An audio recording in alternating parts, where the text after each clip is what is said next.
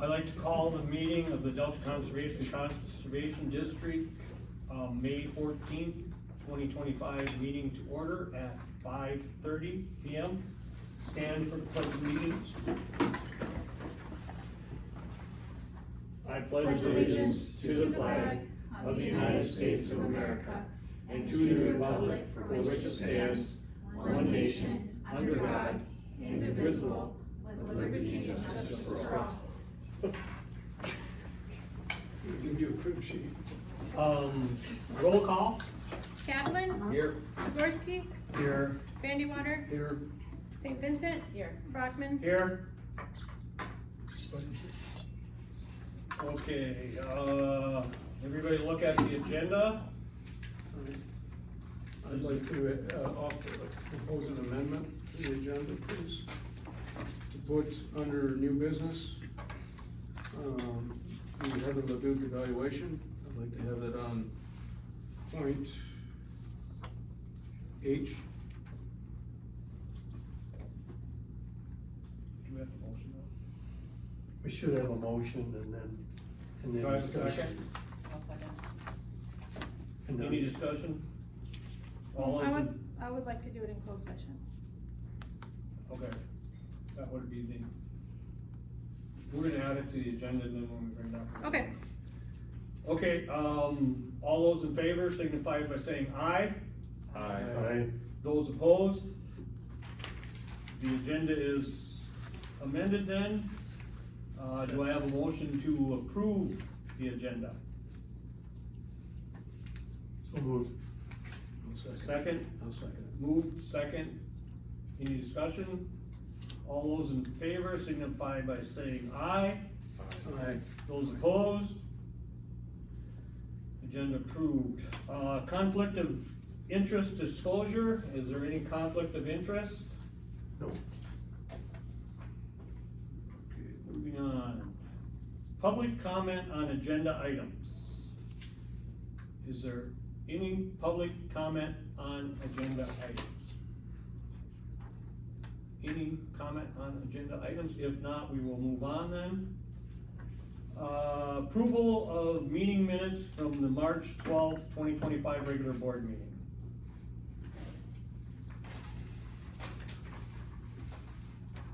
I read Should one. be April. What is, On the agenda, that should be April. Board meeting, Where, which not one? March, right, because we're approving the April minutes. Right. Yes. April. Well, find us? Where are you looking? On the agenda, it says approval of the March 12th meeting. Yeah. And it should actually state. Oh, Should be April. It should Oh, be okay. April. April 9th. Typo.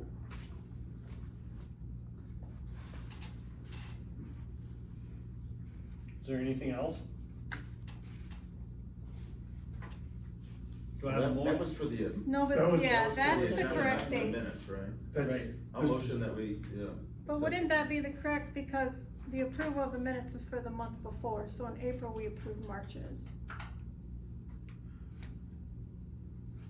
See what I mean? Like, May's will approve April's. Right, so the agenda should have just said April meeting, approval of meeting minutes, but we're doing that now, right? Support. Right. Right, instead of March. Yeah, So just typo, we, Yeah. Oh, okay. Joe Gotcha, moved, I sorry, I'm on the wrong supported. page. with the change of April 12th, 2025 regular board meeting, Mike? Support. Do I have a second? Oh, no, Joe had already It's April 9th. motioned. Right.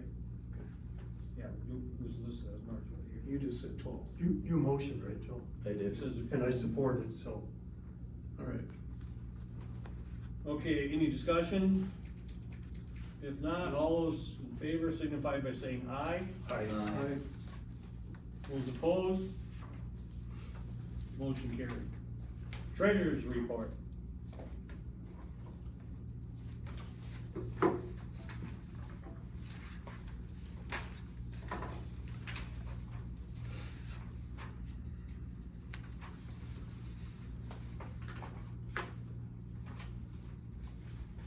Our monthly activities were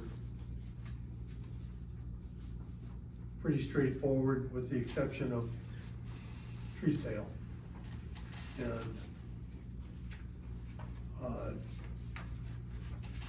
suggest that Heather run through the tree sale if you can. Right now, okay.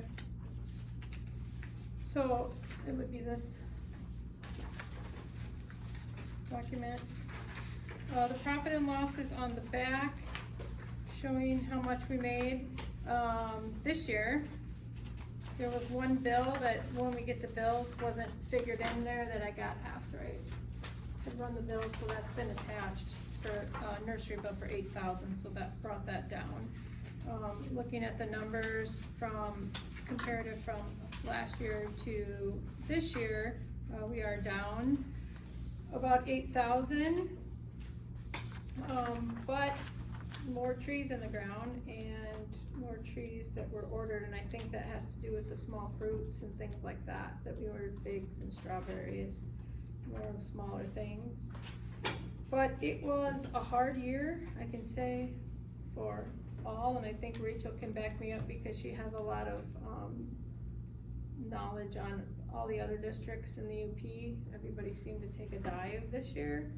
Many factors, looking at, weather, just nervousness with inflation and CSP contracts and if they'd be honored, inflation with the nursery prices and also not being able to send things back to nurseries as normal, and I think we did really good.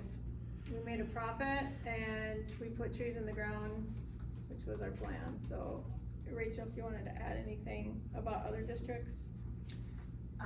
Yeah, I mean, I can only speak for the UP, but I will say out of the 11 districts, 10 of them all struggled this year. Sales were down, number of customers' orders were down, and then not being able to send stock back really made it hard to come through with a big profit. But I agree, to me the win-win here is that it's always about reforestation and putting native plants in the ground. I'd like to know that we are going to do at some point a post-mortem or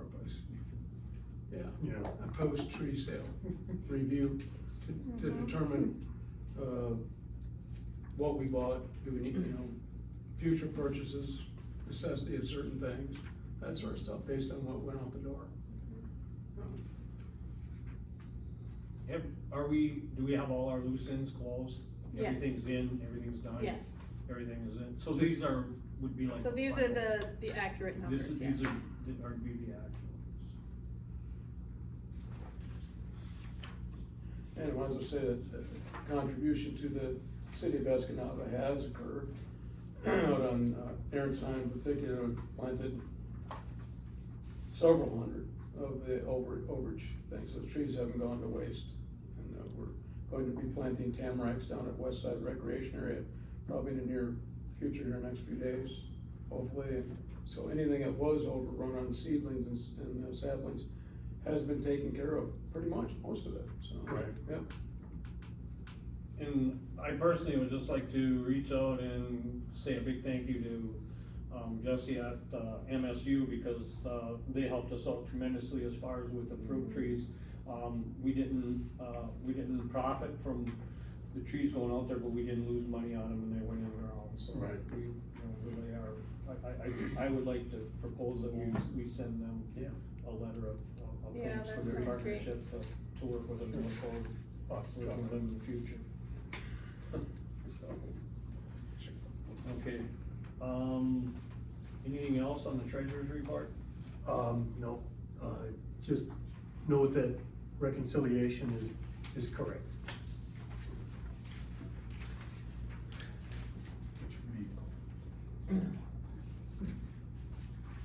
Did anyone have questions on this? Did anybody read it except me? I went to it. No, you didn't. That was a test, see if we're paying attention here, or? Yeah. There. No.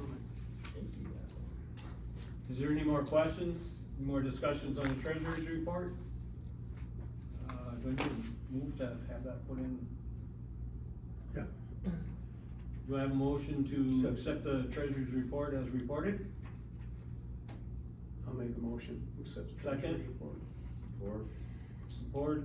Any other discussion? All those in favor signify by saying aye. Aye. Those opposed? Treasurer's report accepted. Standing committee reports. Personnel.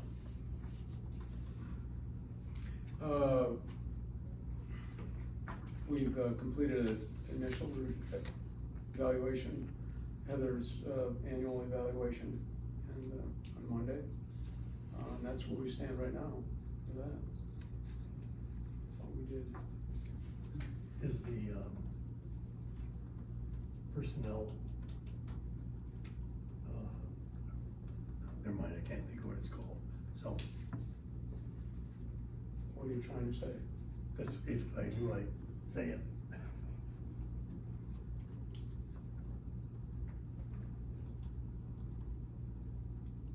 No, Does that Oh, that's- conclude that's the, it, I'm sorry. that was just me. concludes the personnel report?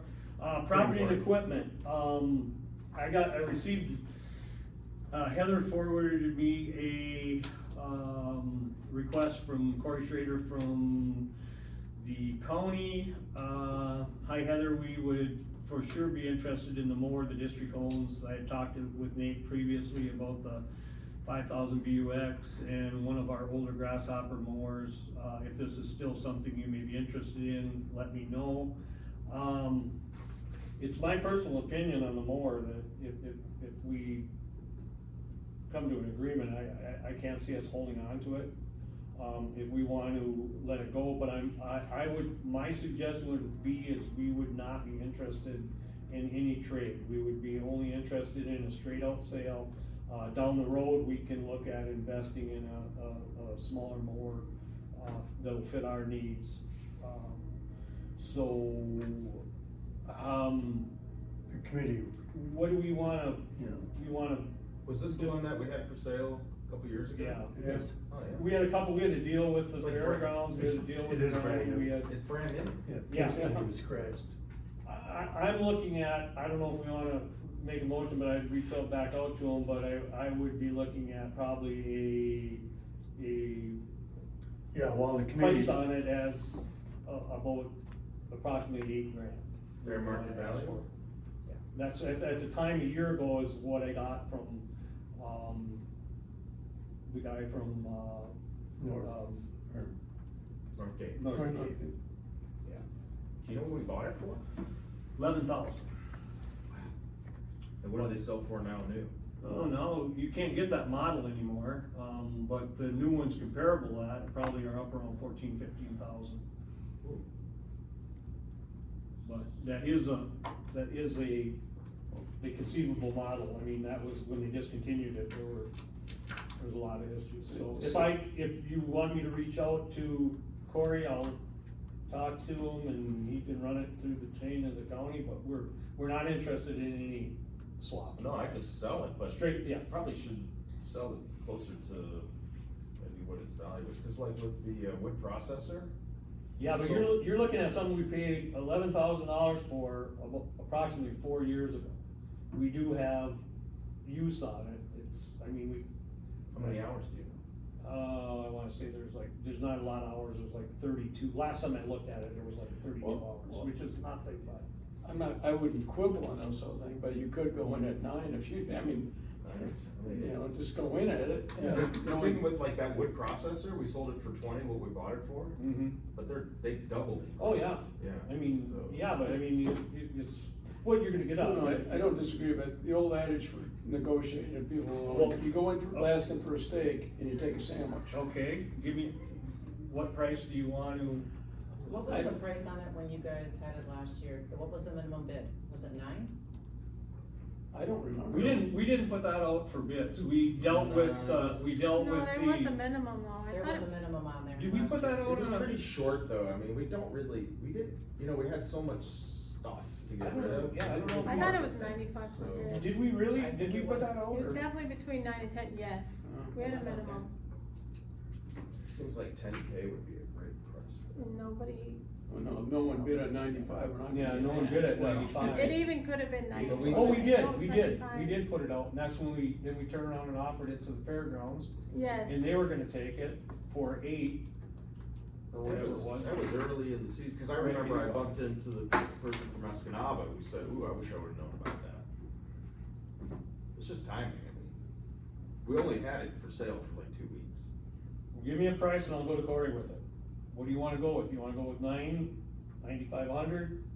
95 sounds good. 9 for me. 95. I'm at 9, I'll be at 9. so. No one hit on it at 95. Right, so I will go to Cory then, we're in all agreement, I'll go to Cory. Yeah. And then if Absolutely. not, somebody in the city was interested, we'll look. No, they were last year, they ended up buying a new one. Oh, did they? Okay, well. Probably should Okay, do a so I motion. will do I that. think, Probably should do a motion. You wanna do a motion? Well, we have to, Yeah. yeah. Okay. Someone wanna make that motion? I make a motion, we offer for sale our zero-turn mower to Cory at the county for 99,000. Do I have a second? I'll second that. Any other discussion? All those in favor signify by saying aye. Alright, Aye. Alright. Those opposed? Motion carried. Okay, the only other thing is, I'm still waiting for the park to empty our trailer, with straw, so we can start moving. We need to probably look at Mike, getting our tractor, that's been moved. Yeah. Out of the hog barn, cause they had something going on in there. The side-by-side, we're gonna keep, we need to make room in the, so we can get it into the storage unit, we'll leave that here. But we need to make a trip out to the property and take the tractor and the 2 planters back, good. so, And hopefully bring in the mower. huh? Hopefully bring in the mower. Yeah, that would be, we might wanna do that when we do that. Yeah, see if we can do. Can we get both in that side by side and the mower in there? The mower would be a lot easier to put in there than the side-by-side's gonna be a pain in the rear end, cause the side-by-side, you're gonna have, it's gonna take up almost the whole front, the whole I know width. what you're Yeah. doing. So everything's gotta be moved back. Right, So I'm not really sure, we might end up taking the side-by-side out too. Yeah. Is the, does Steve know that, well, when I talked to Steve yesterday, he didn't realize the straw was over there already, but does, No, he knew it was there, cause him and I had a conversation yesterday also, Okay. Steve's had a lot on his plate. okay, So I just wanna make sure. when It's Mike and I always- took it over there the first time, we put it on the trailer. I told him about it then, and I reminded him that it was on the trailer, it was there. I'm talking about the straw loose straw that's in our trailer, they put some of it out on Monday, but they worked on it for about 45 minutes and okay. quit. They still have to do the straw there, so. But as Okay. soon as they get our trailer emptied, we'll get together and yeah, let me know. we'll look at getting that out there. I don't have anything else. Do you have anything on the property or equipment? No. Records. I sent everything to the auditor for the audit, basically all the concerns regarding, potential fraud.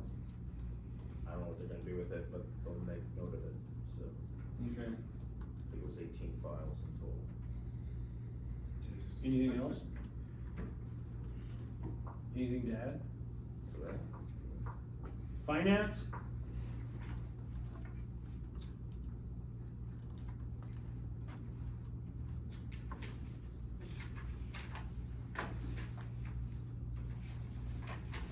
Finance, just the one thing, and that's our CDR's investments and the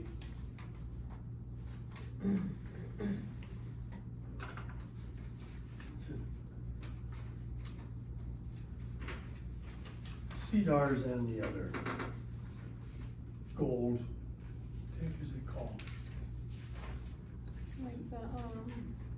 Like the different checking accounts, Money municipal market? Yeah, funds, money market, money money market, thank you. We're having trouble today. The money market they're all doing well, so, we're making money on interest. That's it. Okay. Any questions on finance? If not, we're moving on to the MDARD report. Hi, everybody. The highlights from my report are, and this one's really for you, Joe. We are looking to update the CV retention schedule this summer. It's been 2 years, and we're trying to, every 2 years, do an overview and make sure we haven't missed something. So in all of your digging and your retention, if you found anything that is not on a schedule, please let me know. I'm collecting it statewide, with the idea of getting the update through the system. Oh, if there's by the something end of that the year. we want to see retained Yes.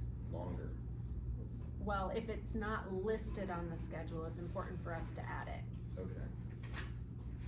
And would I communicate that directly to you? Yes. Alright, good. What's the deadline, or what's the timeframe for that?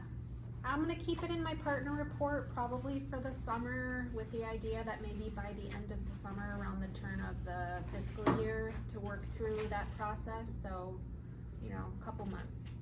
Appropriation Act would be a nice one. The Appropriations Act is listed on a schedule. Oh.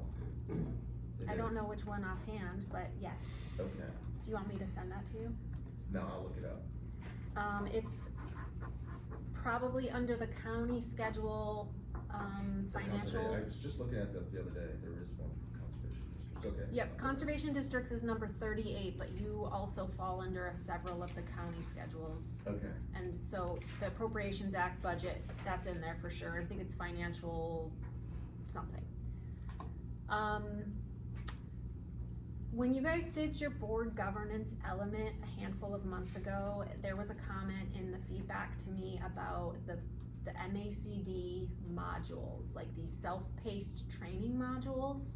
And you were like, we don't have those, where are they? So I wanted to share that those modules have not been up and available to directors for a while. They were created in the early 2000s, so they're actually really outdated anyway. yeah. Christy and I have been going through all of them and giving them an overhaul. We will likely be done probably in the next few weeks, and then I don't know how we're gonna release them, but they will be available at some point, and they're self-paced modules. They're in PowerPoint, I would say 7 to 15 slides each, and there's probably gonna be roughly a dozen of them, but they're everything from, you know, learning about the Conservation District Partnership and the history of districts in Michigan, director duties and responsibilities, core laws, there's gonna be policies, finances, stuff like that. So they're really meant for, you know, staff or directors that need some extra training. So that's coming, and then also we're gonna be putting out some regional director and manager staff, I would say, but really the gear here is directors and managers, regional trainings across the state.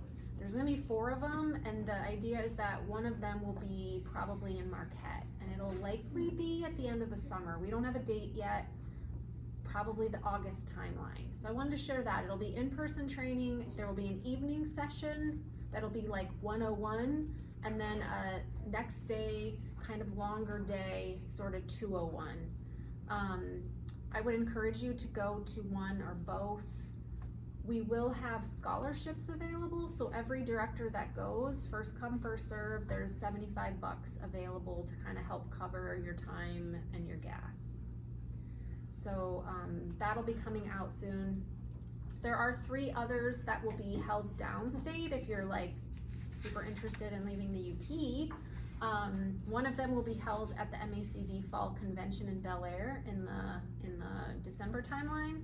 It'll be on Sunday night with the idea that, you know, we'll try to get directors to spend the night and stay for the convention. So that is coming.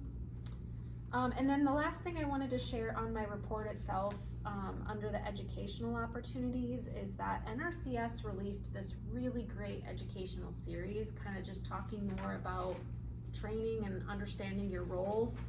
It's a really nice segment. It's kind of lengthy. You can kind of go to it and come back. It's really dives into the history, where districts came from, where the soil water conservation movement formed, how NRCS ties into districts. It's great. They did a fantastic job. So I put a link in my report for that as well. Where'd you put that? Educational opportunities, it's the first bullet. Oh, Okay, I think those were all my highlights. Do you have any questions? I just wanna note for us as a district is that, once again, that the invasive species stuff are being broadcast. And this next one is on May 28th, what lies below, I'm assuming that's all about aquatics. A couple other things, we've had to keep track of our district, 2025 wildflower. We gotta watch for the next one, make sure we're on top of that for the grant. Do you know about the National Coastal Resilience Fund?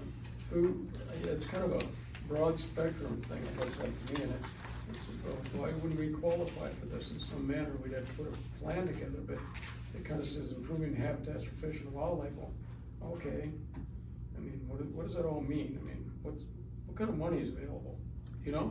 Yeah, so all of the grants that I list here are all available to districts. Yeah. So that's the first thing. The second thing is I put a little snippet of each grant in there, because if I put all the details, my partner report would be 7 pages long. Okay. So I don't know all of the details of that grant specifically, so you're gonna have to dive into it. But NIFWIF usually has a pretty high ceiling for their funding.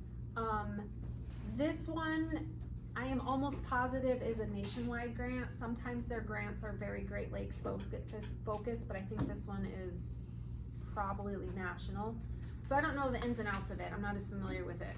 Well, the reason I ask is one of our board members is actively involved with some of the, what am I looking here for? Well, terns in particular, and there might be ways to the rest of, I mean, it's wildlife. Absolutely. A lot of things that can be done yet, so, I just, you know, just looking at that, thinking about it. Anybody else have any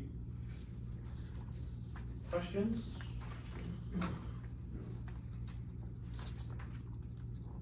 Thank you. You bet. Okay, moving on to the NRCS report. I understand Mike couldn't make it tonight. That's correct. So you have his report. Have any questions? I mean, I was just giving it before I came here, so. Yeah, you all have it. Yeah, His right. report here. Anybody have any questions or comments on it? If not, we will move on to staff reports. Okay, so you have your packet here. Haley is going to be working in Marquette, tomorrow, Friday, and hopefully on Monday as well, with the Marquette office. So it's a great opportunity for her to help out their conservationists there, because they lost, what did they lose, 2 or 3? Three. Three people out of the Marquette office. So it's really great, because that's, you know, part of our program is to help support all the NRCS folks with the contract, so I'm pretty excited for her to do that. But lots of field visits, of course, we're upon field season. So we have all Holly's report, Ben's report, and Elise's report is the last one.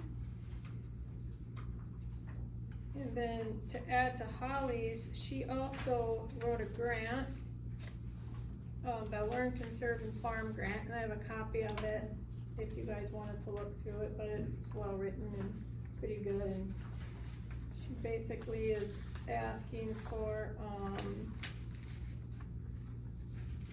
you know, some swag. She's got a pop-up banner and a portable PA system, a branded tablecloth, and it covers about the 900, it was a 900 project cost ask, so she did tell me she's gotten one before, and she's really good at, put together a really great grant. So if you wanna look at it, I have it, or I can send it to you, but I brought a copy of that, so that was awesome. If you can send that to me. Yes. Yeah, let me write that down.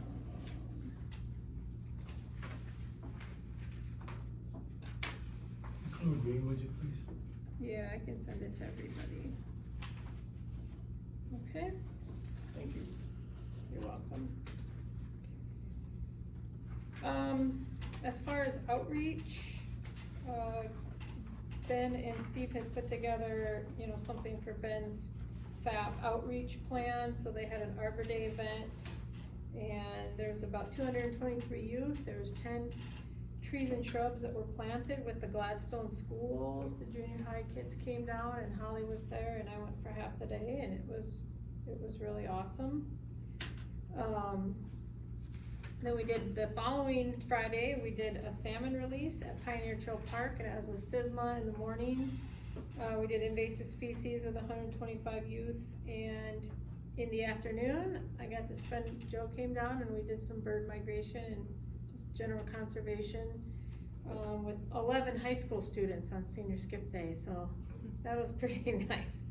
And they released their salmon too, and actually just today I got a letter, a thank you letter from the Gladstone Middle School students, thanking us for coming and helping with their salmon release, and I was down there taking pictures with them, and they were amazing, so I have that.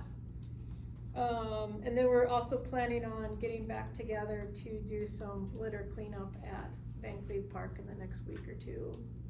I'll just go down there and meet with the teachers and we'll do that. Planchella, Mike came and did some on-site harvesting of seeds, which was so We exciting. had a lot of fun, It was great, and a lot of interest. lots of interest. And I think the overall consensus was there was a lot of interest in native plants and pollinator habitat. A lot of people seem very interested in Very talking much. about that. So, very excited for the area. You have anything you wanna add about that, or? No, just my glowing face. Yeah, it was really I fun. enjoyed it. Mercy place. You weren't smiling when a picture was taken, though, Bob. Come down and see Spike and Mike. Oh, you saw that? That could be a t-shirt. That could be swag. Yeah. Well, people did wanna talk to Spike a little bit Oh, more than Spike any and of Mike us. and that. Yeah, it was really nice. Let's see, our wildflower sale is going on right now online. We were on the radio talking about that, and, yeah. There was a, request from, someone to, maybe talk to RRN about some of our activities. And I know they are, for profit, but, I have a contact for you if you need that, if you need it. Who is it? Radio Results Network. I mean, we were there. We talked to, TJ Ryan and Tommy. We did wildflower Oh, stuff okay, with you them. did, all right, I didn't know that. Yeah, and what they said, that I actually found out when we were there, and we went to Whirlpool too, we kinda made a tour, but, Steve and I went to RN, and they said that, because we're a nonprofit, we do get to go on there for free and just Oh, kinda talk nice. about what we're doing. Okay, But I know there's a couple more studios in there, so I'd like to know who you have too, cause we've only talked to those two, so I'd be interested in knowing. The Community Grant Foundation, we did not get that grant for sustainable, forestry and wildlife. We received a letter stating that, we were declined. I did call just to get feedback, and, the feedback I got was, they weren't sure how related it was to sustainable forestry and wildlife since it was within city limits. she, And it just didn't fit into a sustainable forestry category. asked the deer in my yard. Well, and the pollinator habitat, they Oh, weren't sure well, if my that was pollinator- forestry. my is what I was habitat's told. So, just saying. Well, I was bummed for sure, but I'm just trying to look at it as an opportunity to educate people more on how important pollinator gardens and habitat and some of the stuff is, Right. and how what it really is wildlife and it is forestry. It's I'm glad just you put it in there because that might urban forestry. open some eyes. Yeah, so we're gonna try again.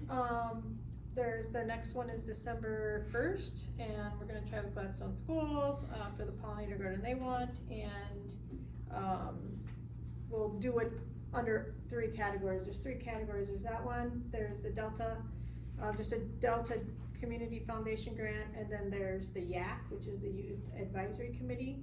And so, when I tried for this one, she had said, well, if it doesn't fit in this one, I'll just share it with the other committees, but this time I'll make sure, we're gonna write it for each one and make sure everybody has a copy, so see how it goes. Nice. But as somebody told me, the show must go on, so that's what we're doing. Just quick update on SLH, the taxes manager is gone. There's been another staff change, so we're trying to figure out who to talk to about that, but for now, I'm just gonna. Have to retrain someone. Yeah, they didn't let me know, so I was like, why hasn't this been entered? But I've been following along pretty closely with them, and so I'm pretty much piggybacking and doing things on my own anyway. So I'm confident that we're not gonna drop the ball on it, but I just wanted you guys to know. And there was also, well, I'll save the other one for later. And then, some exciting things that are coming are May 20th, next Tuesday, we have our first Staff Partners Day in our CS Schoolcraft and Delta. We're all going out to Stonington Peninsula, and we're gonna do some team building, and we are going to have lunch together, break bread, and go birding, and look at some prescribed birding out there, and I think everybody's pretty excited about it. So, that's gonna be great, and, May 22nd is our How to Plant a Pollinator Garden at the college. And we have 35 people signed up. Our goal is 30, so really excited about that. We didn't even have to bribe them with anything. They're just coming. And that's all I have. Thanks. Anybody have any questions for Heather? If not, we're gonna move on to the Commissioner Liaison Report from the county. Hi. Commissioner Kelly, How are you? you have the floor. Alright, so updates from the county commission. We are, starting our 5-year master plan, and we just signed on with QPAD to do that. So, I'm part of the planning commission subcommittee that will be working on our master plan. I believe that the Parks and Rec Commission is finishing up taking, survey requests for the 5-year, recreation plan. Right? Do we still have time on that? 2 more days. 2 more days. So if you haven't done it yet, I highly encourage you to do that. We will be opening the applications and resumes for our new administrator on Monday. That's when we can see them for the first time. We are currently hiring for a parks manager. I believe those interview processes have begun. We are actively looking for a controller. What else? We began contract negotiations for union employees in August. Still looking to hopefully have a strong partnership with the district. So any way that the county can be of use to you, please let me know. And also if you hit any roadblocks or speed bumps, please let me know, because I'd be willing to reach out to the county on your behalf. And if you have any questions for me. I think just buy that lawnmower. If you want us to buy the lawnmower, totally, get it, yeah. Don't pick her on the price. I think, from my conversations with Corey, I think he's totally open to it. I think he's got it in the budget. I think we'll be fine. Which avenue do you want me to meet with Corey? Yeah, you just And talk then to Corey will go move it up the chain. You just to talk to the Corey, county. yeah. I'll meet with Corey, I'll try to reach out to him and, Mm-hmm. I don't know. He's not gone, he's available now. Corey's here, yeah. Okay. And, we are gonna be making the change, of administration here pretty quickly. Ashley's gonna be moving over to the airport no later than June 23rd. So, and maybe sooner, if we can get our admin in sooner. But just know that, there might be a little bump in fluidity as far as, I'll reach out to him tonight, I'll shoot him a text tonight and see if I can sit down with him tomorrow. Sure. Yep. So, So. okay. Anything else, anybody else have any questions? I just wanna say thanks for helping out at Tree Sale. Oh my God, I had so much Yes, fun. thank you. Yeah. You were great. It's like my favorite thing. Enough. You're awesome. And thank you for bringing the trees. I didn't. Heather got them. I just went and got them. Oh. I just went and got them.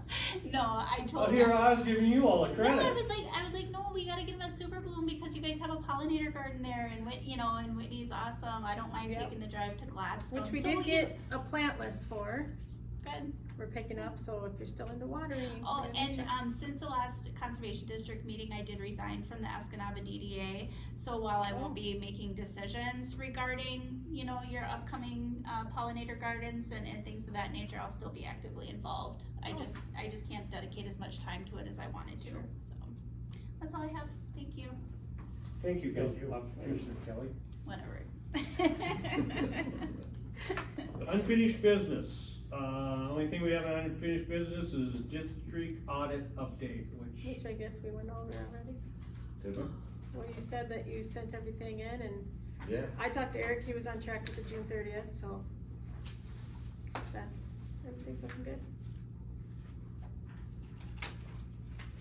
Okay, moving on, we'll move on to new business, payment of bills.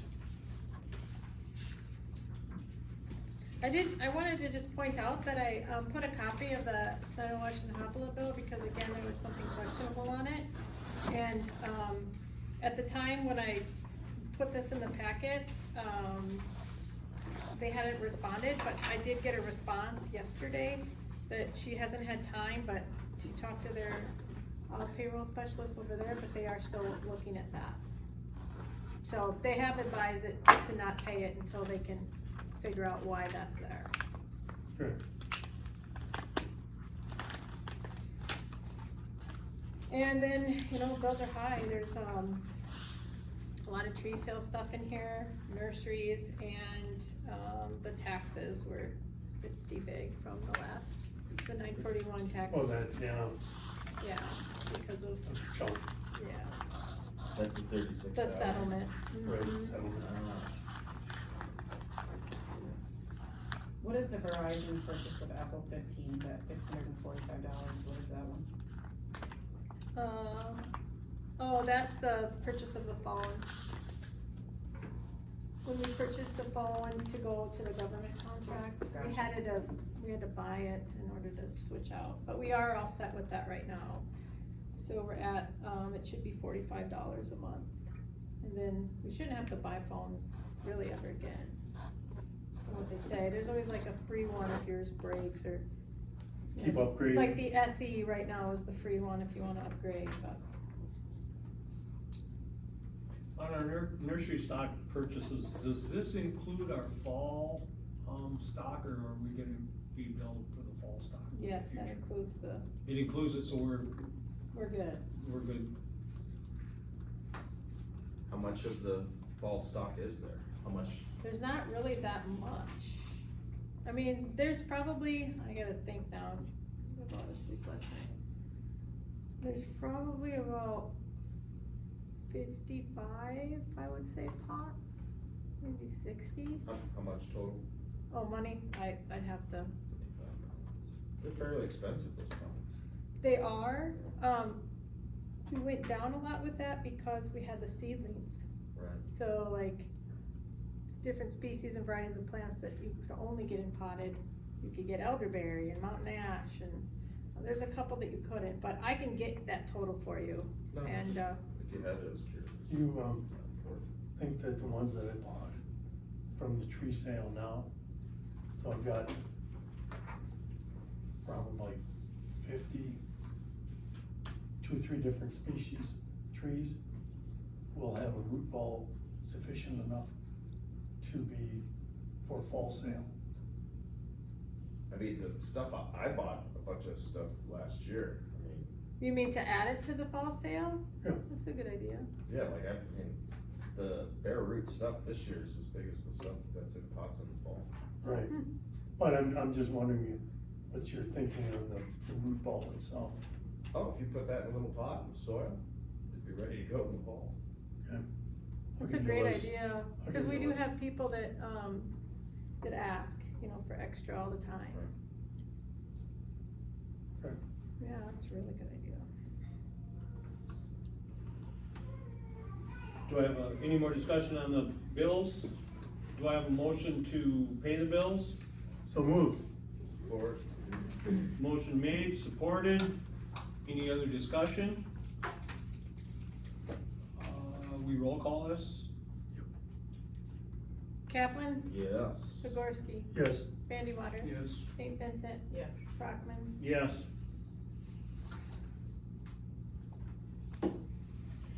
Bills are paid. Moving on to B, which would be the American Bird Conservatory. Conservative. Michael, is it Pally? Paling. Paling. Yep, like The a, floor is yours. thank you. So I have been making my rounds through some of the district board meetings to try and just bring a friendly face to your meetings for American Bird Conservancy and give you a little bit of information about some of the programs that we've been working with. So I just have a flyer I wanted to pass around for kind of one of our main programs. But before I get to that, a little bit about me. I've been with American Bird Conservancy for 6 years now. I worked closely with the NRCS for a couple years out of the Kingsford office, and I've been working in Marquette for the past 4. So I work very closely with the NRCS and the conservation districts for working with private landowners, helping them through these NRCS cost share programs, specifically doing habitat management for bird habitat in forest land primarily.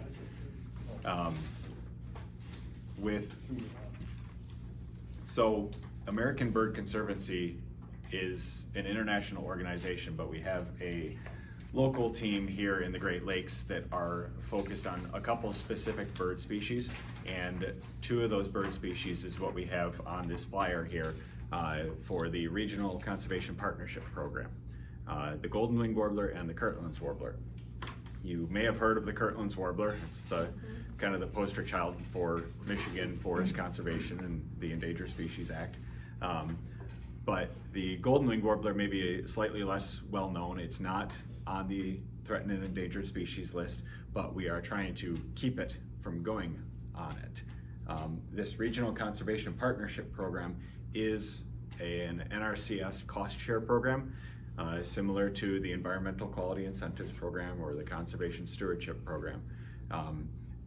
But it's for a very specific purpose. And we use this program specifically for these 2 bird species. So I work very closely with private landowners that are interested in applying for this program to receive federal funding through the NRCS to implement habitat management on their land for these bird species. The primary habitat types that we're looking for with the program is mostly mature tag alder swamps and mature aspen stands, and the management for that, clear cutting and mowing it all down, because the golden-winged warbler needs to use young forest habitat with a small scattering of residual trees left behind within that clear-cut area. So tag alder and aspen stands provide perfect opportunity for doing good sustainable management and providing good habitat for this bird species.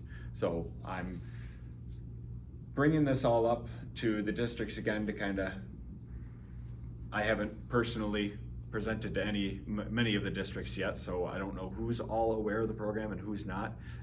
So I wanted to bring this out for everybody's knowledge to hopefully be able to inform you what another opportunity that's available for everybody, as well as hoping that I can ask for your assistance, as well as, of course, the district staff in just being able to spread the word about the program, spread the word about the habitat management needs, and just being able to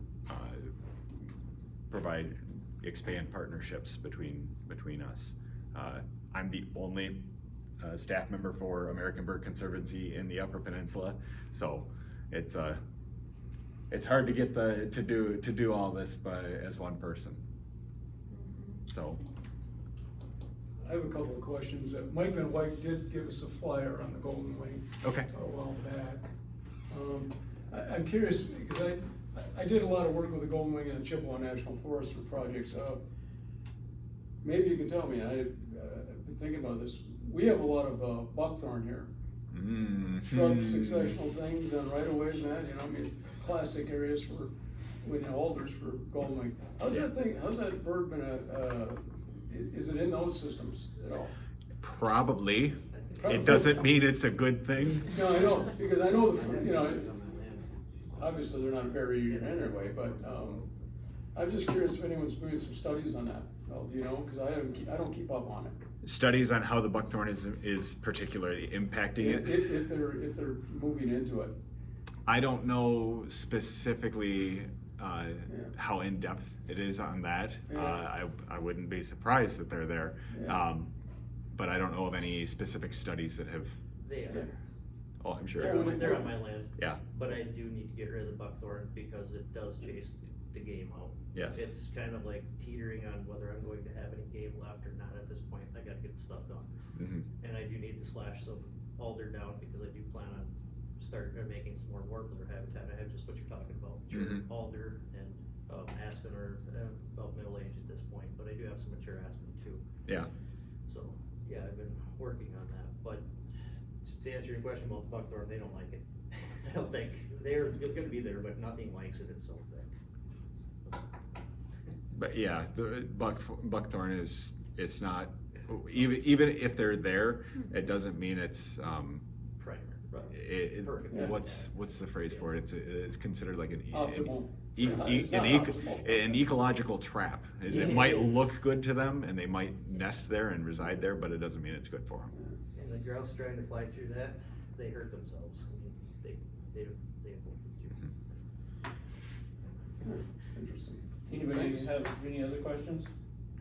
Well, Do I you have a lot of KW nesting on private forest lands? Private lands, not necessarily. Kirtland's warbler is a much smaller portion of the program that we work with.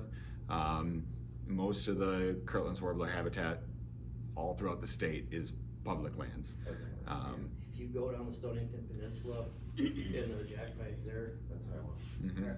well, there is some private land in there as well. And usually when I see private lands that are possibly suitable for Kirtland's, we're coming across parcels that are like 40 acres, which is unfortunately too small to do anything for Kirtland's warbler habitat. What if it's adjoining other habitat? Because I know they built a bird cage out in the plains. Then we can look at that a little bit easier. If it's They're there. if it's 40 acres on like another 1,000 acres of public land next to it, that's a perfect opportunity. Yeah, south of US 2, Mhm. 513 on the east side, they put a bird cage in there way back when I was a kid, for Kirtland warblers, and I believe they're still around there. So I think they've been managing that habitat. You aware of that population, Joe, of 13? Mhm. Of 13? Yeah, it's starting to thin out a little bit, but there's still birds. Yeah. On the north end, that fire was, gosh, 30 years A ago. long Yeah. time ago then, yeah, so I that's. remember that in the early Mhm. 90s. At least 30 years ago. Cool. And one other thing that I just wanted to bring to everyone's attention in case we're also not aware. So what I'm passing around now is a guide that we also created.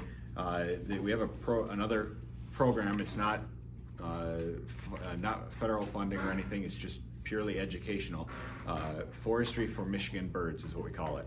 And it's just to being able to provide information to the general public as well as professionals all throughout the state on trying to connect the lines between forest management and silviculture with bird habitat.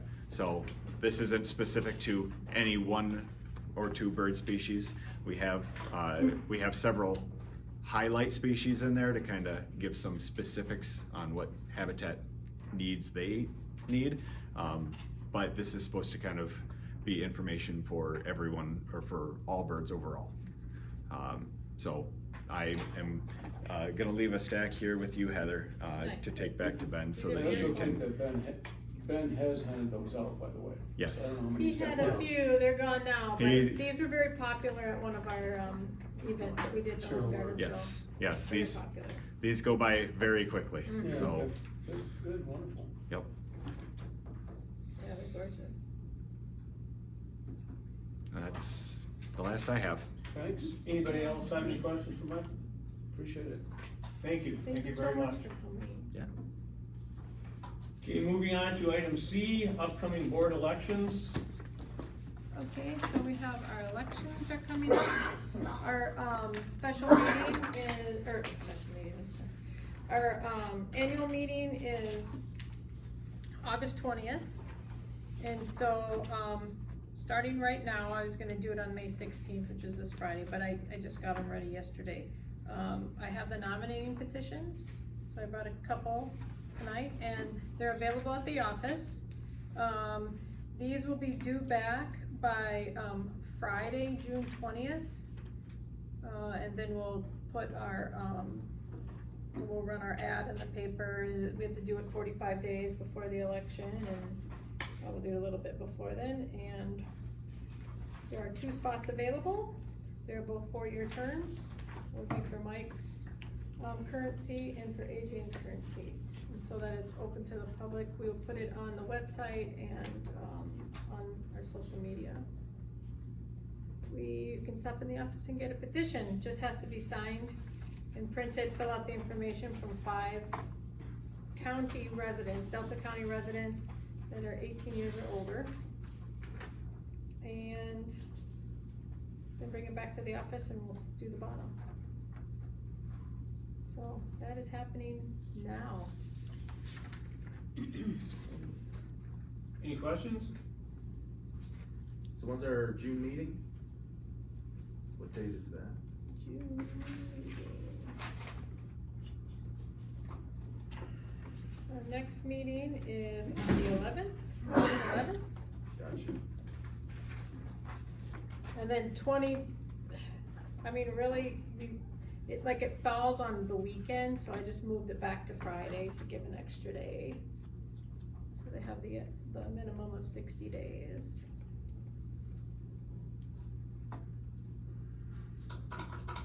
Any That's other it. questions? Okay, moving on to D, Holly Moss, DLA. Holly had reached out with, questions, concerns, not so much concerns, but questions on the DLA that was held. She had some documentation that she gave to us as well. It was more of she's wanted to be listened to at this point. She does have some questions, but she is completely aware that until the audit is done, there is nothing that we can do, we can look at, and she is fine with that. But she did give us, some of the documents that she had. And I think then possibly the next meeting, we'll have those for everybody, for all the board members as well. But to my knowledge, she had asked about this a while ago and we were waiting on things and it was, she just wanted to be heard. So, that's all we have on the DLA. I asked Eric about that, like how he's gonna use all this information. The auditors really don't like review our policies. So I mean, we can wait until the audit's over, but what is Holly asking about as far as her DLA? She's asking what the funds in that DLA are. I mean, the funds that used to be, like, had her name on it? Correct, yes. Yeah, that's accrued vacation. That's what the DLA was for, is accrued vacation, so we changed the policy for that. So that we don't put people's specific individuals' names on there. We track it through their timesheets.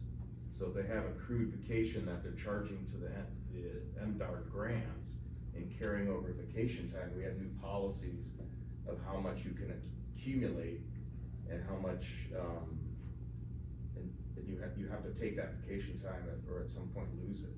So I think you worked with Holly last year to sort of come into line with our new policies. Cause there was one point where the DLA would have covered half of sick time up to 500 hours, and you could carry over like 400 hours or 340 hours of vacation time. So if someone, left their position, the district would have had to pay out like 5, 6, like up to 900 hours of vacation time. I mean, some of this, the accumulation was extremely high, so that's what that money was earmarked for. What, in if, Go ahead. quote me if I'm wrong on this, what Holly's looking at in the documentation that she presented, forms not so much as to the accrued vacation part of it, as, and she can account, I think her DLA is right at 11,000. And she has reference and the documentation that was provided her by the former manager and stuff matches the 11,000 exactly. The years it was deposited were money that was put in from, either what was left over from her grants or whatever. And what Holly is looking for is to convert it, either to the retirement or payout. But it was never, was never the intention of that money. That money was for accrued vacation. That's not the documentation that she has in what was told to her. I mean, it's very. Well, I mean, she provided all that during discovery for the lawsuit, which a component of that lawsuit was DLA. So I have all the documentation that she provided.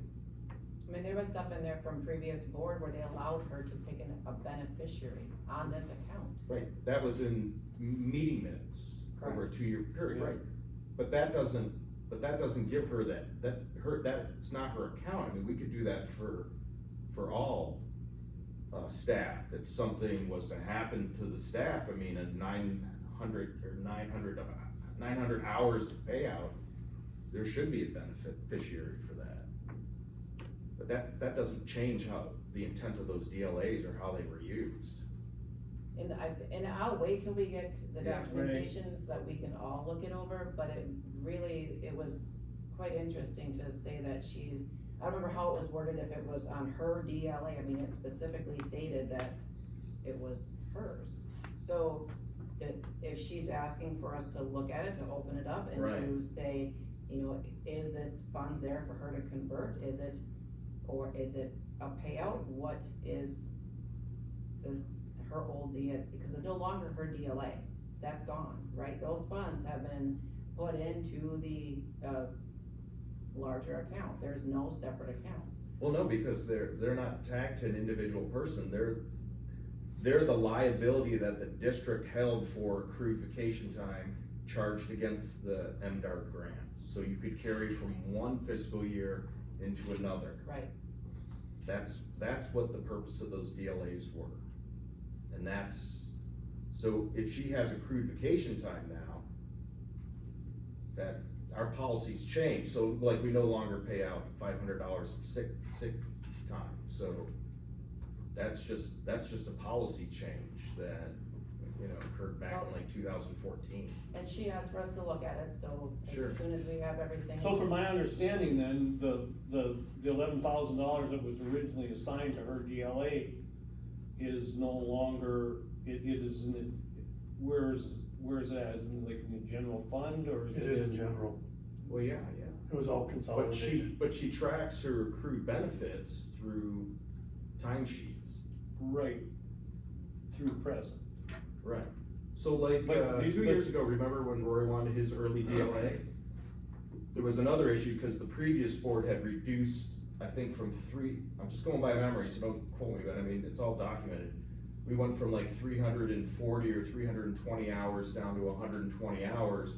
And then Rory came to the board and said, oh, this really makes it difficult for Holly because she's during her field season now and she's way over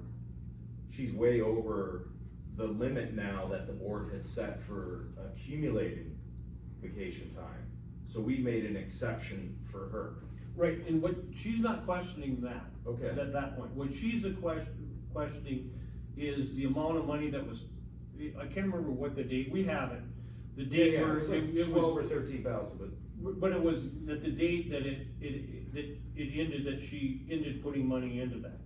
I Right. mean, it ended there, and then, We're talking about the EBA, yeah, technically. right, and there's a conversion in there, so I guess we can discuss this all night, but why don't we just, we'll Well- table it for right now. Okay, Put well, it no, on, that's fine. put it under old business, and we'll bring it back Well, with, it'd probably be better to put it off to either finance or personnel or both, and I mean, I can just, if she has documents, I can sit down and go over the history of this with you, cause it's, And we looked at them, I mean, we'll have the documents here for the next meeting and we can look. oh, at we them. should do it ahead of that, because I have a stack of documents on all the DLA stuff and all the changes that happened.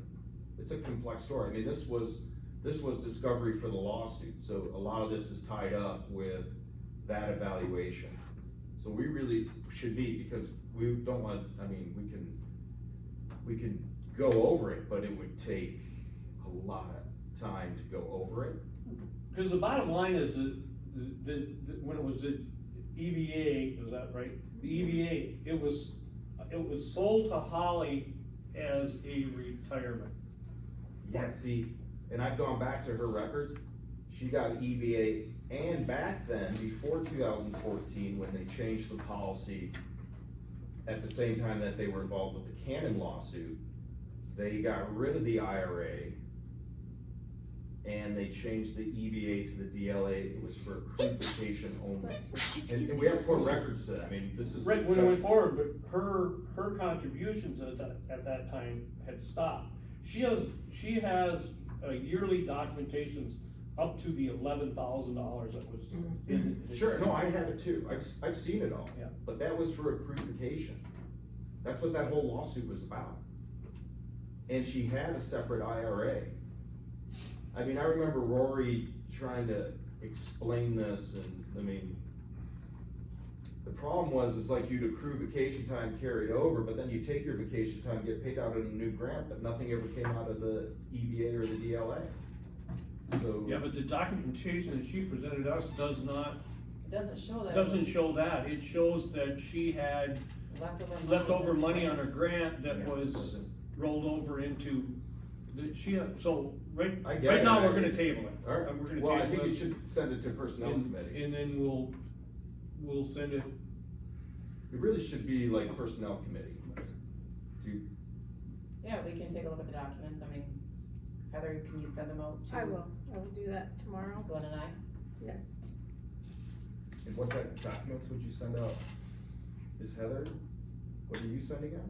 It's the documents that Holly gave to us Okay, when I first started, I remember it all. okay, I think, yeah, she provided, I mean, Holly provided all that for the discovery. Yeah. But So it it goes just through the didn't, it different didn't show years that it was and- for sick time or any kind of a bank, it showed, documents showed that it was left over from the grant that got put in there. Yeah, that's, But we can look at it, if you can You send can look those at out. it, we're gonna send that to personnel, so all right, good we'll enough. do that. We're gonna move on, to item E. Oh, Steve Benoit. I met with Steve Benoit yesterday and had a discussion with him, and he is going to stay on with the district now, so that's good news. With the understanding that, we're gonna be flexible with his schedule in the summer and put no pressure on him. With that relief of pressure and taking it off of him, he was happy to come back, maybe do a few hours. He said he would just check in with me each week, and if he can do some hours, great.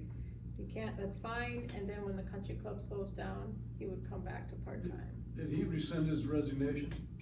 Yes, You didn't ask him to do this? I asked him if there, yeah, as part of the exit interview, Okay. it says, is there anything that we can do to, keep you employed? Meaning that he He said it's, officially, oh, sorry. meaning that he officially resigned, is there a process to send it? There's no policy or process that we have. No. Is he functioning on the job? Can he do this job? Yes. I think it's a win-win, because right now,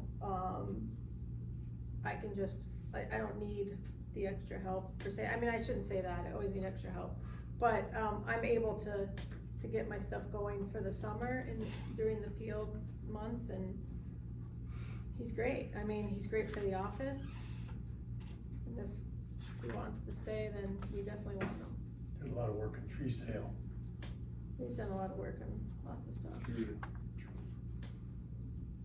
So that would be up to you guys though, I guess, if he's allowed to go under those hours and kinda just be on a or I guess it would be he said week to week, but a bi-weekly, What, how many hours does he wanna work? it would just vary. We didn't put anything on there, so there might be a week, like this week, he couldn't do anything because he said there's too many things going on at the country club. I think we gotta nail that down a little bit more than that, very. And what if you said to him, well, I want you here for another 10 hours, what's he gonna say? I can't. I told him I was willing to give him the flexibility for the summer. Alright. I think that's a discussion for personnel. Hold up. Well, she would be making, she's in charge I of the think- office staff. I think it would be Heather. You can consult with them, but that's district manager decision. Unless there's something in the personnel No, there's not. handbook, I don't remember. No, there isn't. Okay.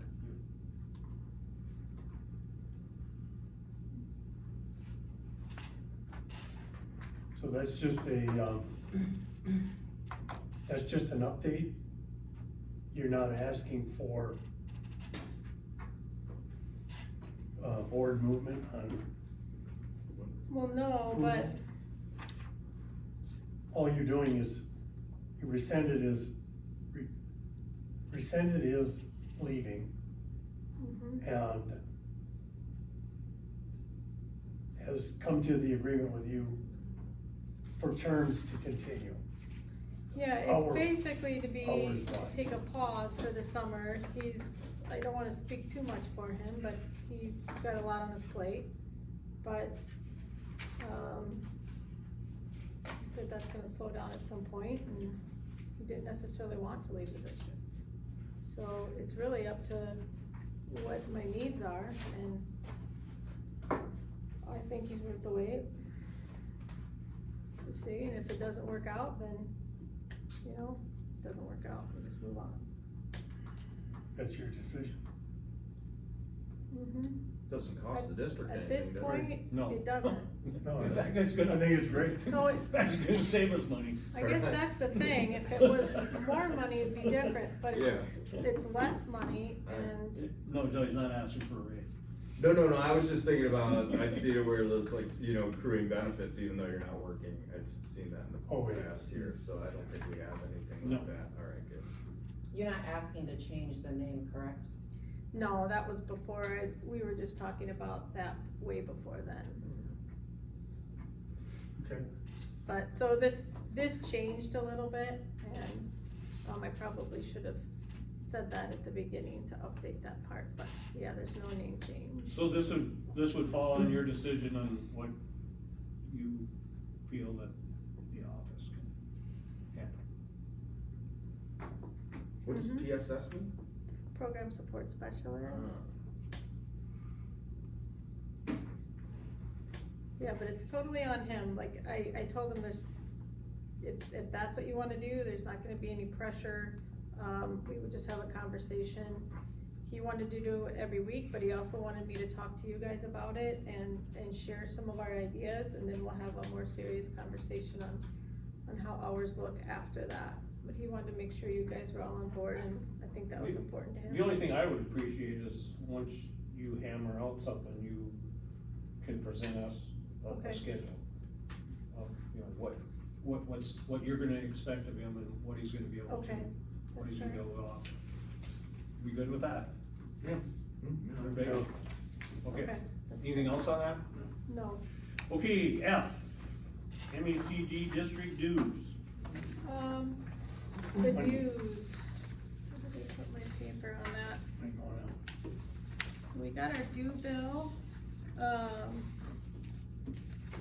I'm recommending that we do the advanced I know that they recommended that as well. They used to have 3 tiers, it was like bronze, silver, gold or something, so I was like, where's the silver one?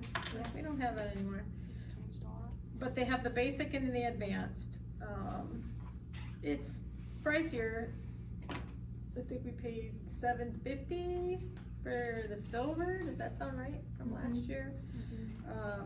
So it's $1,300, but I think it's worth it, so, again, up to you guys, but you can see what the difference is on what we get out of it. And I know everybody's struggling. You can't see it. Oh, you don't have this paper? Right here, it's in our thing. Is it? Oh, I'm sorry. Here. It's in here. Support conservation, become a member. What did we pay last year? 7 some. $750? $750. We had the silver, so is there a reason they went from 3 tiers? I wasn't told that, but. I'm It's sure, just kinda I'm easier. sure, there's always a reason for change. Yeah, it's probably, They wanted more money. And when does this come due? I was gonna mention that, just so you guys don't get shocked in a couple months, that this usually comes out in the fall, and it's due like December 1st. So I don't know why it's so late, but you're probably gonna see this coming again in the fall. But just know this is for the current fiscal year. I found What'd you put in your budget? oh, you found it? What's an individual mean? Is that individual district? Oh, that's Friends of Conservation, so that would be like, people that aren't associated with the Oh, got it. district. I see, just basic. So Yeah. it's a big jump.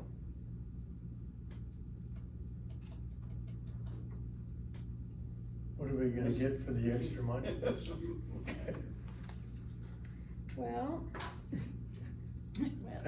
well, let's see here. Social media content guide and marketing support. Is that what we're getting now? Is that why I get so many emails from all the districts? Is that part of this? You No. must be on the list. I am on the list. It's Yeah. because you're important. I get Yeah, every 'cause you're on the every list district. for Hey, I enjoy sure. that. 20 years. That's your versus Facebook 2 years. presence. Has nothing to do with Facebook. Given where we're at, I would. No, we had closer to a basic last time, I guess Yeah, the silver that was sounds good to closer, me. cause I know we had, for the events listed, or the listings on the job board, it says 2 per year. We had there was 2, I think, that we could do. And this will come back around in December? Yeah, usually it's due December 1st. Well, I mean, Could come that's a around in good 4 point, months. if we're Yeah. halfway through to. Well, Basic's fine to me. Do you wanna make a motion? I don't know. Well, since we're almost through the. I move that we, maintain a basic. But the other thing too to consider is they are advocating really hard down at the state for us to have our operations grant. We haven't had any board members really go down there, and as district chef, we're not allowed to do that. So there are other boards and MACD that's really trying hard to make sure that we keep these grants and we keep the operations funding. I know money's tough everywhere, but that's something to consider. And we'll know about that by December 1st, right? The end of the fiscal When year, this is gonna be due again, so lobby hard. yeah. I was gonna come around, start of the fiscal Yeah. year. I move that we, maintain a basic. It's basic quite a membership at difference, yeah. $6.50. It's half. I was. No, thank you. Okay. We have a motion and a second, We're going with 650. any discussion? Any discussion on that? Keep up the good work, lobby hard. Do we wanna roll call that, or just, Sure. Kaplan, Yes. Sikorsky, Yes. Vandewater, Yes. St. Vincent, Yes. Brockman. yes? Okay. Unanimous support. I just want to make Okay, a point, that's I fine. really do suggest if you folks, I don't know how I'm on them, but I get all the district stuff, but it's very informative actually. Yeah. What these other districts are doing, and grants that they got, and stuff like that, it's very, very interesting. I assume we all got that stuff. I get a lot of that in my mailbox. Yeah, Yeah. I open them up too, I see what Oceana's doing. Yeah? I open them up. Okay. You are we- definitely get all of done that. with him? Okay, we're gonna move on to G, Nope. which is, I'm gonna turn the floor over to Mr. Gary Gustafson to speak on Public Act 359 of 1941. Hi, obviously, my name's Gary Gustafson, Ensign Township. So I was originally gonna ask the district to enact Public Act 359 of 1941, but you can't because you're a district of the county. So, but you can petition the county and ask the county to do this and support it wholeheartedly and probably get some brownie points for, I don't know, last meeting or meeting before you're doing an assessment on what you're accomplishing, who you're talking to and reaching out to. I think this may check some of those boxes. Public Act 359 of 1941, I'll just read some of it. It's an act for controlling and eradicating certain noxious weeds within the state to permit townships, villages, and cities, counties as well, to have a lien for expenses incurred in controlling and eradicating such weeds, to permit officials of counties and municipalities to appoint commissioners of noxious weeds, to define the powers, duties, and compensation of commissioners, to provide sanctions, and to repeal certain acts and parts of acts. So it would give the county a lot of power in controlling what we allow to grow around here. The county would appoint a noxious weeds commissioner. They would be able to pull money out of the county's funds for eradicating noxious weeds. And they would also be able to ensure that the road commission and the state highway system do their part in eradicating the weeds, or we'll go do it for them and we can send them a bill to a certain extent. You can, and that would be up to the county as to how extensive, how strict they would wanna be in enforcing it. The fines are, like $100 to $200 depending on the situation. There's limits as to what the county would be able to do. So I could go through and read the Can whole law. I inject something real quick? Yeah, please. I've read, I and another person are going through this pretty thoroughly too. Yeah. We're not exactly certain from the first reading who appoints the commissioner though. And it doesn't clearly say the county appoints the commissioner. We've read each one of the sections. And so that's a little gray. This was amended in 1994, by the way, May 1994. And so we've done one quick read through it and we're not convinced. We think that you have to get the townships on board in some capacity. And then you can go to the county for money through their treasury, through their specific treasury. But, I mean, I'm not convinced that the county board actually sets it up. It says under 5, if the County Board of Commissioners of a county passes a resolution to participate in this act, the Commissioner of Noxious Weeds shall notify the Department of Natural Resources and Environment, which shall determine whether there is land in the county belonging to this state under the jurisdiction of the department. And then it goes up further and it says, if you scroll back up, it says, the governing body of any city, village, or township may appoint a competent person to be the commissioner of noxious weeds, who shall take the oath required of township, city, or village officers. So I don't know, Yeah, it's a little gray. yeah. A little bit. I'm trying to find this. But under the statutory duties of conservation districts, there's language in there about doing those sort of things. I mean, fines are never gonna work. However, spreading awareness through the noxious weed commissioner would be interesting, but I mean, there's more. So do you know of any counties that actually do this, participate in this type of structure, governmental structure? I tried to do a little research on that earlier, but then I went and planted some gray-headed coneflowers instead. Right, no, I got you. So I apologize. Not offhand, no, but it is up to the county to appoint the commissioner. But the townships and cities can appoint their own commissioner as well, so I do see a need for some clarification there as to who would have the ultimate power, but I believe if there's an act that both the county and the township, or I mean, the city could enact, that ultimately the county would have the ultimate authority over that. But that is something to be looked in, researched, but I did see in the law somewhere here where it said that the county commissioner can, to appoint commissioner of noxious weeds, but it can also be done by the cities and townships. You are correct about that, I understood that too. And for some of our stuff, I mean, I really do like the idea if you have state land or federal land adjacent to a private landowner, that you can, go to the state and feds, say, it's impacting this landowner or something, and then they're responsible for Yeah. costs associated with that, and the county wouldn't be associated with it. Now, in the, you know, I mean, that's a great thing, I don't know how this is, you know.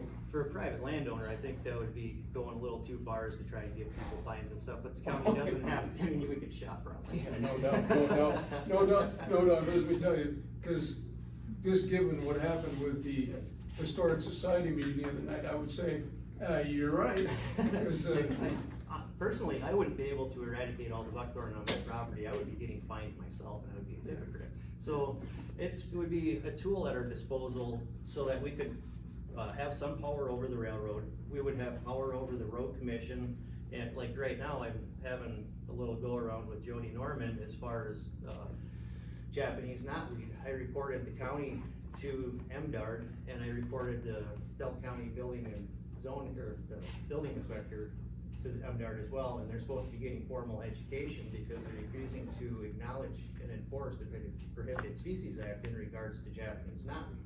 So we wouldn't have to jump through MDARD's hoops, but then MDARD would have to actually help us enforce this. It would be their job to help the county enforce this and make sure that everything goes smoothly.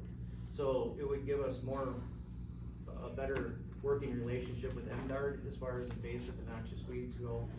It would give us, as county, the power to go after the state road, and the county road commission, and to some degree find the railroad as well. You can't go on railroad property, but I don't see us going on anybody's property spraying weeds anyways, honestly. But, and it would also allow the county to dip into some of the reserves, some of their money if they chose to help fund infestations. Because noxious weeds really do cost us a lot of money. Look, Yeah. Japanese knotweed, for one, is so economically devastating, it's insane. And this was actually written for, I believe, for farmers and stuff like that, for ag more, but also for forestry and everything else. And ag's not covered here, if it's an ag. Yeah, a lot of this has been Right, sort of, ag is excluded, there are certain exclusions here. I mean, this is really like the role of the SISMAs. So I mean, there's a lot of interest and effort, but it really depends on individual counties to really promote, or individual districts to sort of promote best management practices, so you're not encouraging it. SISMA is overwhelmed, overworked, and underfunded.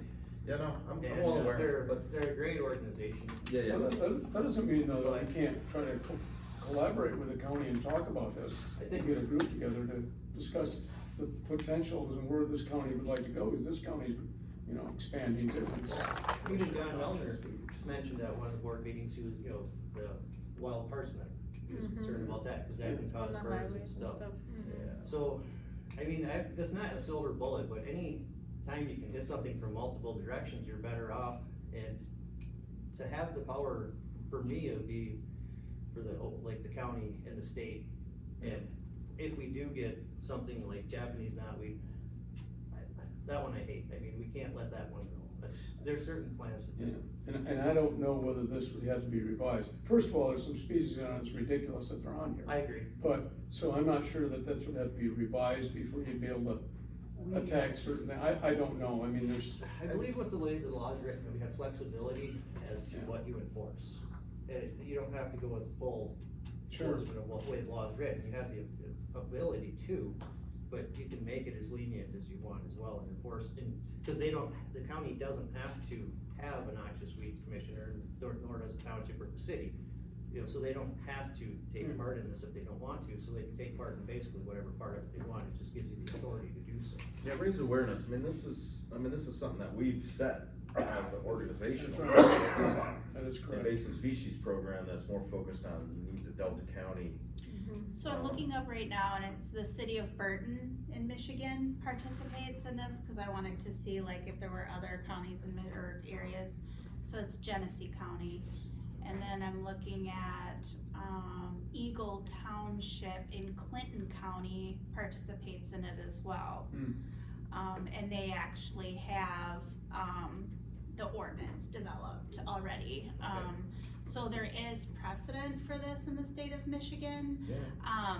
My only concern is, you know, when you're talking about, you know, setting this up, the enforcement of it. I mean, it's not like we have an abundance of employees and an abundance of extra funds.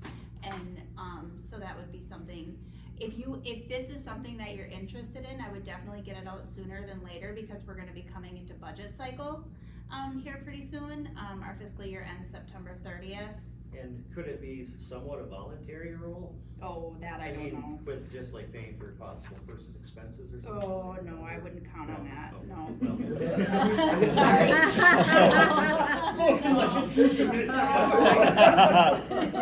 Hey, time, I would volunteer. I hate telling people no, but I'm just gonna It's say not a no. county issue, really, like the revision in 1994 was probably the Natural Resources Act, and that gave districts pretty broad ability to work with landowners over these type of natural resources process, or natural resources issues.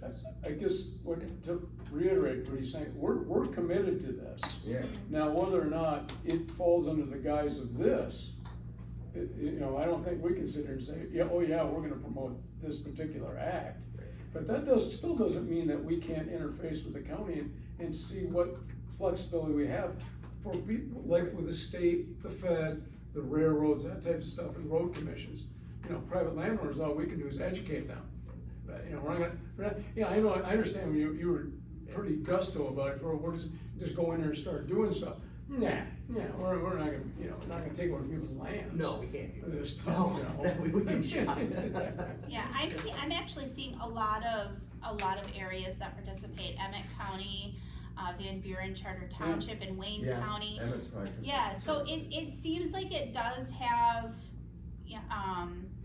Genesee, Berrien County, so yeah, there's actually a lot downstate that participate in this, so it does have, you know, it does have potential, but. I'll let you know, Gary, because we're trying to coordinate with SISMA too. 60 to 70% of the work is in this county. So, you know. We have invasive species like Matt around here that are Yeah, taking over. But, I was gonna say something, I forgot now. So, yeah, I think this would be extremely beneficial if we were able to work with the county on this. It would give us, because right now the road commission, Jody Norman's giving me nothing but crap about the Japanese knotweed, and Jack Smith, I like Jack, but unless someone comes in and tells him that he can't, he has to do that, he's not going to, and he flat out told me that, and that's why I reported him to MDART. Oh, and that gets me back to it, Suzanne Hyatt. Suzanne Hyatt's the one that brought this up from MDART. No, I understand where you're coming from. So, I Don't get me mean, wrong. we do have problems within our own county employees that don't necessarily take this as seriously as they should, and I go around with them all the time, and you ask them, they'll tell you.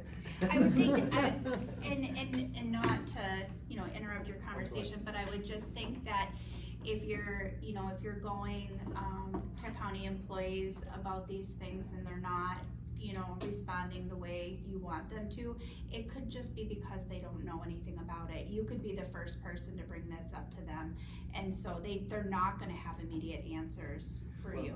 Is what they told me, you know, I made them very well aware of the law, and I understood that they weren't at first, and I tried to educate them, but then they refused to follow the prohibited species law or even read it, and that's when I reported them to MDART. So the county, I talked to Suzanne Hyatt this spring. She said the only reason she didn't get to educating them this winter, she was busy, and she was assured me she was gonna do that this spring. Who's this? Suzanne Hyatt. And was she's with MJR? Yeah. Okay. What's her last name? Hyatt, I-O-T-T. Very good resource for MDART. Thank you. thank you for the information. Yeah. But, so yeah, it's just something that's out there, it's a tool, a resource that we could use if we, you know, if the county chose to, and I think there's a lot of flexibility there, I don't think we need to go finding people and go stepping on their land and spraying plants, I don't think that's going to work at all. But it would give us more flexibility on what we consider, and I think we can even add or remove plants from that list as well. And kind of make that our own as well too, you know, specific to Delta County. Yeah, buckthorn, Suzanne Hyatt said she's trying to get buckthorn on the prohibited species list, and so we gotta update, I have to go back and check, they were having a meeting about that about a month or two ago, they may have updated that list. She was trying to get that on there, I believe along with autumn olive and some other plants, so. those aren't on the list. Autumn olive? No, No, I think they may be now, but I don't know, they were trying, so I don't know how far that went. What, some old laws out there. some of these species are, I'm sorry. Yeah, I know. We've got some very rare, extremely rare daughters in this state. Yeah, And you so, can't put just daughters, no, cause there's, 10 species of them, most of them are very rare. and, And so they're not as pests in any capacity up here. right, So, and they took milkweed off of there because that was tragic to have that up there too, so anyway, but yeah. yeah. Interesting. It's something to think about. Okay, thank you, Gary. Thank you. Yeah, thanks. Okay, moving on to item H, Heather Leduc's evaluation, and we have a request from you that at this time, whether or not you wanted to do an open session or closed session. Closed session? Okay, then I need a motion to adjourn to closed session. Yeah, but you gotta give the reason. MCL 15.2.68. That was in today's Hey. bulletin, actually. It was. And that's, it is in the bullet. So that would be, you're allowed to go into closed session, consider the dismissal, suspension, or disciplining of, or to hear complaints or charges brought against, or to consider periodic personal evaluation of a public officer, employee, staff member, or individual agent if the named person requests a closed hearing. So that would be my motion based on Heather's desire to go into closed session. Support. So you have to do roll call vote on that. Okay, so you made the motion, support, Commissioner, Board Member Mike supported it. Do we need any discussion on that, or just do a roll call? You can do a discussion, yeah. Is there any discussion? No. Do a roll call? Kaplan, Yes. Sikorsky, Yes. Vandewater, Yes. St. Vincent, Yes. Brockman. Yes, We're going in at 7:06. 7:06.